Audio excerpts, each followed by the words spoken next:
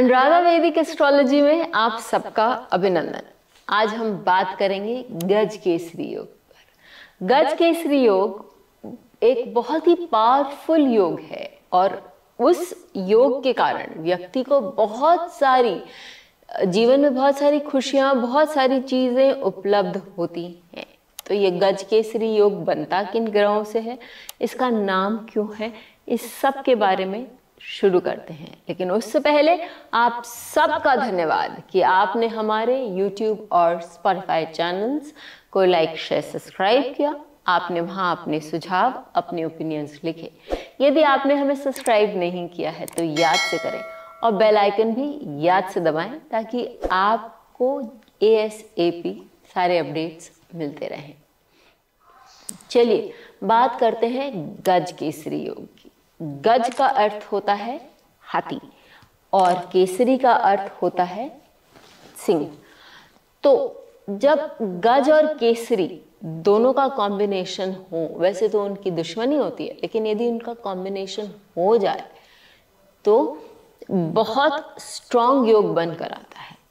अब एस्ट्रोलॉजिकली बृहस्पति को भी गज कहा गया है और चंद्रमा क्योंकि अपने मन का कारक है, वो अपने मन अनुसार सारा काम करता है और व्यक्ति भी मन के आपे में रहता है। तो चंद्रमा इतना बली है कि उसे केसरी भी कहा जाता है। तो ये हम समझ ही सकते हैं कि गज और केसरी का अर्थ एस्ट्रोलॉजिकली आपका बृहस्पति और चंद्रमा, उनकी युति को कहा जाता है।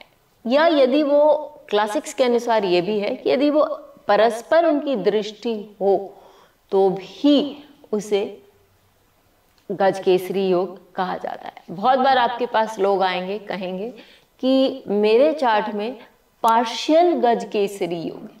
क्यों? क्योंकि गुरु जो है वो चंद्रमा को देख रहा है पंचम दृष्टि से, नवम दृष्टि से, लेकिन चंद्रमा नहीं देख रहा है गुरु को। ऐसी स्थिति में गज केसरी योग नहीं बनता है। गज केसरी योग या तो गुरु और चंद्रमा एक दूसरे के सामने हो या एक दूसरे के साथ हो तभी बनता है। ये तो हमने सुना गज केसरी योग के बारे में। गज केसरी योग पावरफुल कब होता है ये देखते हैं। जब ये योग केंद्र या त्रिकोण यानी 1, 4, 5, 7, 9 और 10 इन भावों में होता है, या द्वितीय भाव और एकादश भाव। क्यों? क्योंकि द्वितीय भाव भी धन का भाव है। गुरु एकादश और द्वितीय दोनों के कारक है और वहां धन आदि का बहुत देने की उनकी क्षमता है। तो और चंद्रमा जो है वो भी द्वितीय काल पुरुष कुंडली के द्वितीय भाव में उच्च के होते हैं। तो ऐसी स्थिति में यदि इन भावों में ये योग बनता है तो वो बहुत पावरफुल होता है, आपको बहुत कुछ दे सकता है। क्या क्या दे सकता है? सबसे पहले जो हमें इस भूधरा पर रहने के लिए आवश्यक है, धन और सक्सेस, प्रोस्पेरिटी। क्योंकि चंद्रमा और गुरु दोनों ही धन के कारक हैं। चंद्रमा और गुरु दोनों ही ये बताते हैं कि व्यक्ति कितना धन कमा सकता है यदि ये दोनों अच्छे प्लेस्ड हैं और दोनों बेनिफिक हैं। शुभ ग्रह एक साथ यदि मिल जाते हैं तो उनकी पावर जो है वो कई गुना बढ़ जाती है और वो बहुत कुछ देने में सक्षम है। तो आपको बहुत धन दे सकते हैं और आपका नाम, आपकी शोहरत जो है वो काफी फैला सकते हैं। ऑल राउंड हैप्पीनेस जिसको हम कहेंगे कि वो आपको संपदा जिसे हम कहते हैं, सुख, धन, संपत्ति आदि सब कुछ देने में ये कॉम्बिनेशन केपेबल है आपके चार्ट में। फिर करियर एंड सक्सेस, वापस करियर एंड सक्सेस। क्यों? क्योंकि ये कॉम्बिनेशन में जब हम मासेस की बात करते हैं तो चंद्रमा आपको मासेस के साथ जोड़ता है, गुरु आपको काउंसलिंग, आपको अर्थव्यवस्था और मेडिसिन, साथ में आपको वकील बनने की क्षमता, ये सारी चीजें गुरु देता है। तो इस क्षेत्र में यदि आप जाते हैं और काम करते हैं फाइनेंस में भी अच्छा काम कर सकते हैं। तो आप देखेंगे कि व्यक्ति जो है एनिमल हस्बेंड्री, ये सब में भी अच्छा काम कर सकते हैं। आप देखेंगे कि व्यक्ति बहुत पैसा भी कमा सकता है, मासेस के साथ जुड़ के बहुत अच्छा काम कर सकता है। फिर name and fame, Guru name का कारक है, और जैसे मैंने बोला कि चंद्रमा आपको मासेस के साथ जोड़ता है, तो आप नेम और फेम इस कॉम्बिनेशन के द्वारा बहुत अच्छे से कमा सकते हैं। दुनिया आपको अच्छे से आपके काम के लिए रिकॉग्नाइज करेगी। 5-9 में तो ऑब्वियसली, क्योंकि आप बहुत अच्छे काउंसलर बन सकते हैं, बहुत अच्छे वक्ता बन सकते हैं। और यदि ये 10-11 में होता है तो आप प्रोफेशनली इतने अच्छे बन जाएंगे कि आप डेफिनेटली अपना नाम कमा ही लेंगे। और फाइनली जिसको हम कहेंगे कि मानसिक सुख और संतुष्टि, ये दोनों ये ग्रह देते हैं। गुरु सुख का कारक है और चंद्रमा जो है वो मन का कारक है। तो यदि ये दोनों मिल जाते हैं तो व्यक्ति हर परिस्थिति में अपने आप को संतुष्ट और सुखी महसूस करता है, और इस कारण वो हमेशा प्रसन्न रहता है।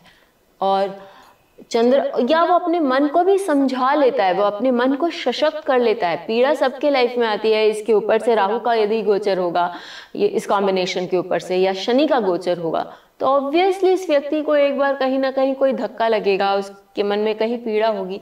लेकिन इस पीड़ा के ऊपर से किस तरह से जाना है, ये गुरु उसको सिखा देगा, और वो व्यक्ति अपने आप सीख जाएगा कि किस तरह से उसको शांत रहना है, किस तरह से उसे आगे बढ़ना है, और फिर वो व्यक्ति हमेशा खुश रहेगा। इतना तो मैंने बोला कि कितने पावरफुल भावों में होने से कितने पावरफुल आपके रिजल्ट्स आ सकते हैं। लेकिन आप मुझसे ये भी पूछ सकते हैं कि यदि ये अकारक भाव में हो तो क्या ये रिजल्ट्स ऐसे ही होंगे? नहीं, यदि ये अकारक भाव में हो तो ये रिजल्ट्स ऐसे नहीं होंगे। अकारक भाव का मतलब 3, 6, 8, 12, यदि ये कॉम्बिनेशन इन भावों में होते हैं तो व्यक्ति को जो ये कॉम्बिनेशन केपेबल है देने के लिए, वो शायद उनके लाइफ में न मिले। जिस लेवल तक वो व्यक्ति को पहुंचा सकता है ये योग गज केसरी, वो व्यक्ति को वो लेवल देता नहीं है, और व्यक्ति सोचता ही रह जाता है कि भाई मेरे चार्ट में गज केसरी योग है, लेकिन मैं कुछ कर क्यों नहीं पा रहा हूँ, मुझे जीवन में उतनी उन्नति क्यों नहीं मिल रही है।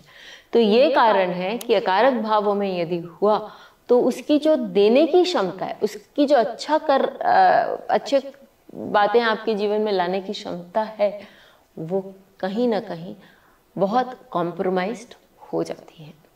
इन सब बातों को याद फिर से करते हैं। गज केसरी योग गुरु और चंद्रमा की एक परस्पर दृष्टि या परस्पर युक्ति के साथ बनती है। एक दूसरा, ये केंद्र त्रिकोण 2 और 11 इन भावों में बहुत स्ट्रांग होते हैं, और व्यक्ति को पैसा, संपदा, सुख, कंटेंटमेंट, करियर बहुत अच्छा, लोगों के साथ मिलना जुलना और नाम और शोहरत, ये सब देने के लिए केपेबल है। लेकिन यदि ये अकारक भावों से जुड़ जाए तो ऐसी स्थिति में व्यक्ति को उतना नहीं मिलता जो ये योग आपके लाइफ में लाने के लिए केपेबल है। ज़रूर लिखकर बताइए कि आपको ये वीडियो कैसा लगा। क्या ये वीडियो आपके जान पहचान में किसी के चार्ट में लगता है, जो हम गज केसरी योग के बारे में बात कर रहे हैं? यदि लगता है तो क्या रिजल्ट्स दिया और आपको कैसा लगा? फिर मिलेंगे, तब तक के लिए धन्यवाद। Please hit the bell icon for fresh updates. Don't forget to like, share and comment on the videos, and please subscribe to our channel.